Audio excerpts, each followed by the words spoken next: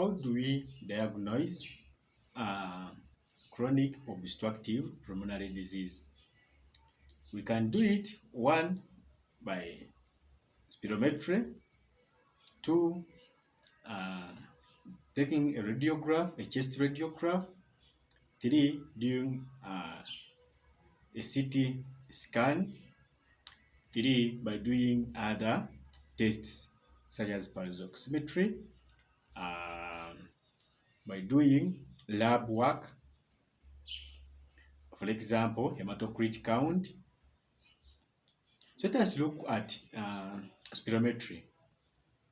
In spirometry, what are we going to look at is the ratio of forced expiratory volume in 1 second to that of forced vital capacity, and this will be less than 70% to that of the predicted, matched with a control. And spirometry is going to help us to grade or stage our condition.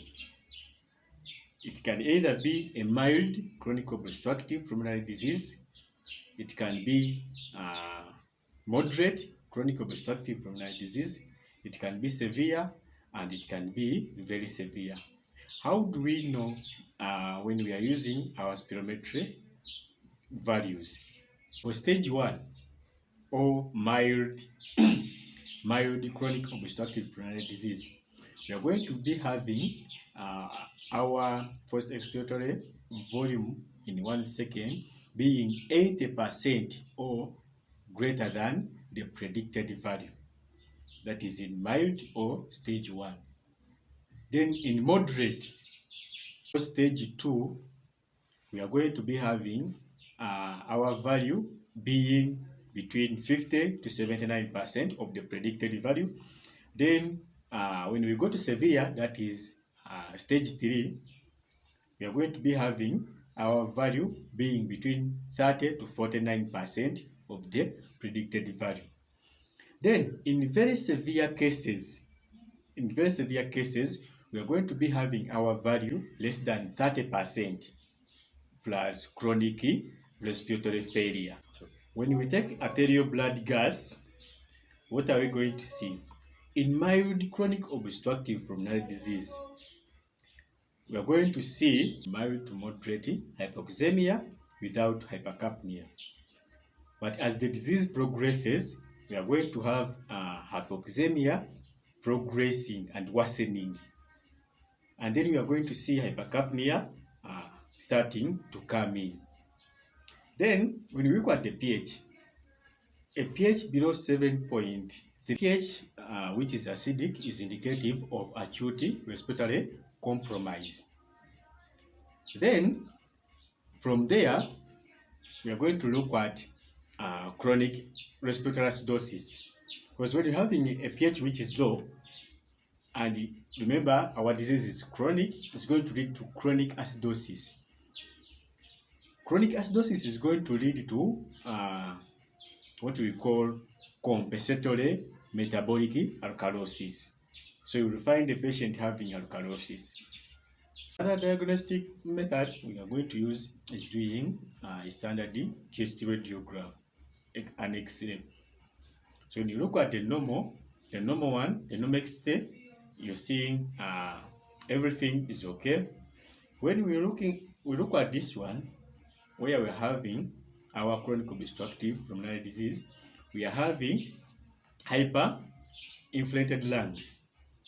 We are having the diaphragm being flattened. We are having an increased AP diameter. Then we are having a narrow heart shadow.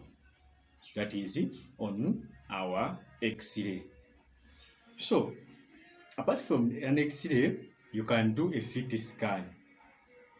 And what are the importances of the CT scan over the X-ray? It has a greater sensitivity, and it can give adjunctive measures for diagnosing various types of this disease. For example, lower lobe disease may be suggestive of alpha-1 antitrypsin deficiency. And also a CT can be used to assess whether surgical intervention will be of use, of benefit. Another test we said we can do hematocrit count. Patients who have polycythemia, that is having hematocrit count about 52% in men and 47% in females, they should be evaluated for hypoxemia on exertion, at rest, and or during sleep. So another one, we can look at the sputum, and the sputum is mucoid in chronic bronchitis. It turns to purulent and acute exacerbation.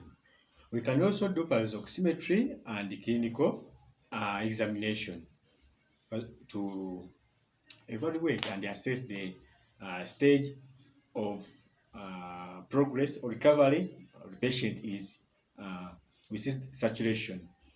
Then we can also use the distance walked in 6 minutes. We can use it to assess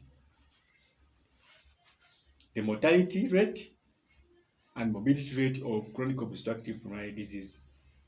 In that, patients who desaturate after walking this distance in 6 minutes, they have a higher mortality rate compared to patients who do not desaturate after walking the same distance.